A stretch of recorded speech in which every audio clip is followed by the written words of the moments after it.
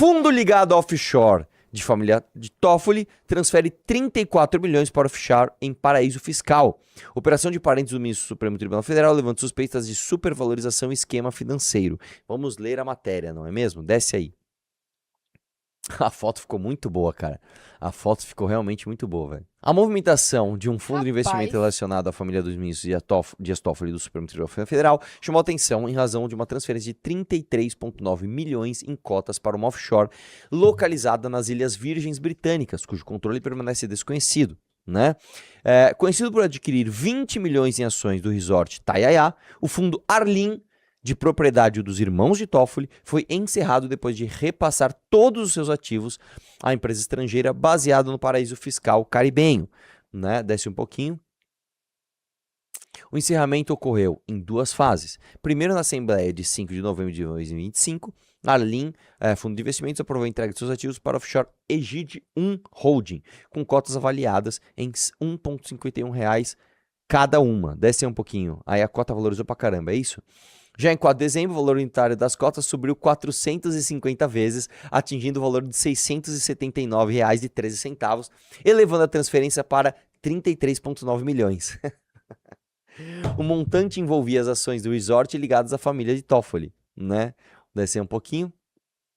A operação apresenta semelhanças com o esquema investigado pela Polícia Federal, que envolve o Banco Master. Nesse caso, ativos eram supervalorizados em curto período, de modo a dificultar a identificação dos beneficiários finais. As Ilhas Virgens Britânicas, consideradas paraíso fiscal, tornam o acesso às informações sobre os proprietários das empresas ainda mais restrito. Segundo o portal IBVI, o registro da Egide 1 Holding ocorreu em março de 2025. Então quer dizer o seguinte, cara, você tem um país onde, olha isso, cara, olha o tamanho da cara de pau desses caras.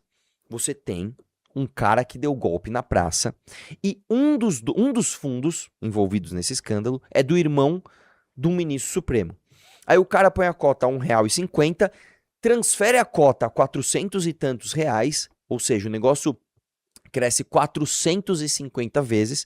Aí agora em março de 2025 ele transfere 33 milhões de reais para um paraíso fiscal e quem tá julgando o caso é o irmão do dono desse fundo. Cara, como é que pode esse país ser levado a sério? Explica para mim.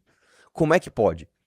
Aí o advogado de defesa deste caso é visto no jatinho com o ministro supremo, ele consegue o pedido de sigilo da defesa, né? E as pessoas acham que tá tudo bem. Cara, desculpa, isso aqui, cara, isso aqui pra mim eu acho que é pior do que o mensalão. Porque o mensalão, velho, o Lula, ele jogava lá pro Zé Dirceu, né? O Zé Dirceu articula pra comprar a opinião de deputado.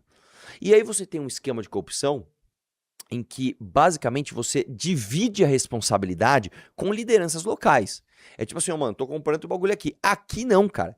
Aqui é o seguinte, aqui o ministro supremo, ele tá em tudo. Ele tá a família dele tá no fundo, a família dele tem um resort que o fundo investe, ele julga o caso, ele tá em tudo, brother. Cara, isso aqui eu vou te falar, bicho, olha, eu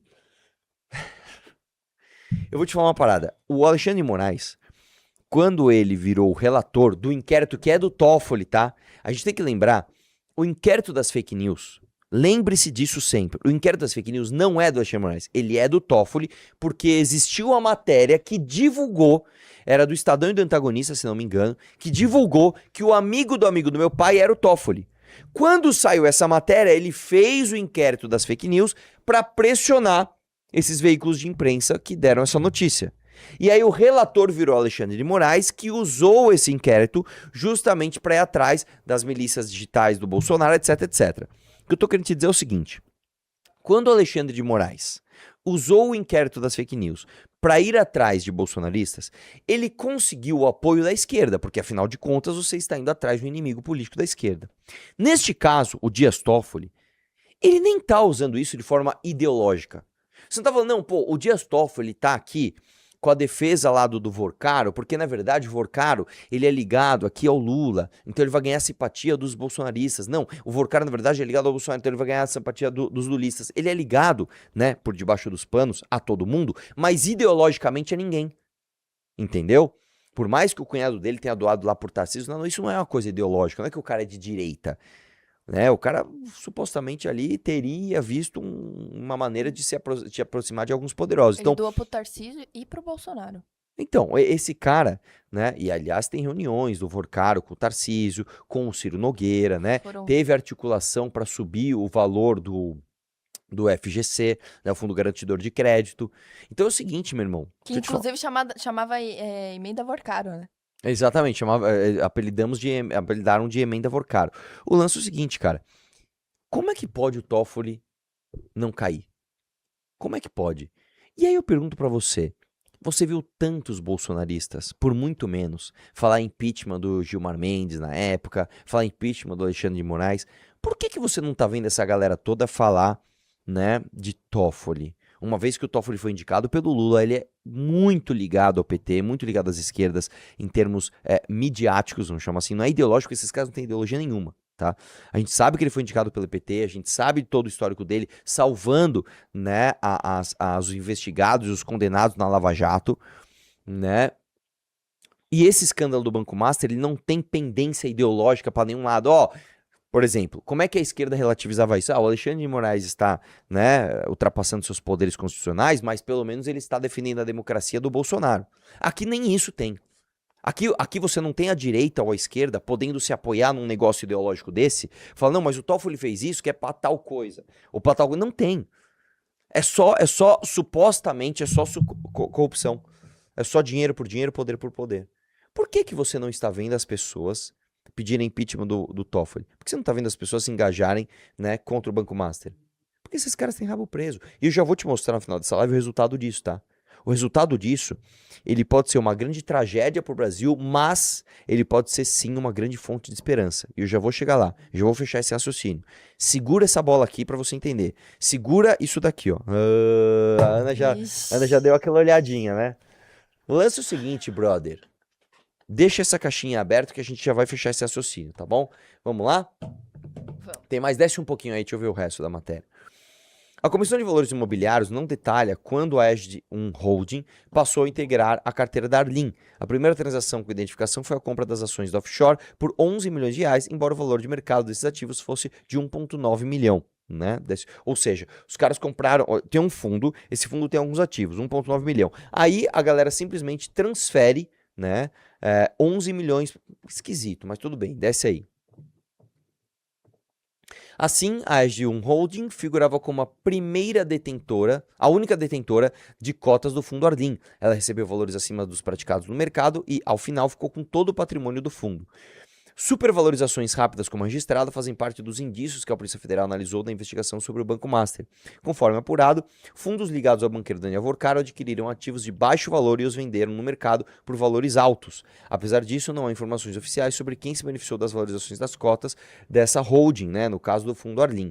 Né? Então, basicamente é o seguinte, o golpe consiste em você comprar, né, alguns ativos que não valem aquilo, através, inclusive, toda essa parte de propaganda, de você fazer jantar para o ministro Supremo, de você fazer festa, ostentar, mostrar que você está com os poderosos, faz parte de você depois vender cota supervalorizada, porque você vai falar assim, claro que eu vou comprar essa cota, eu não preciso ficar vendo se o que ele está vendendo vale isso, porque eu estou vendo que esse cara está próximo dos poderosos, não é possível que esse cara vai me dar um golpe.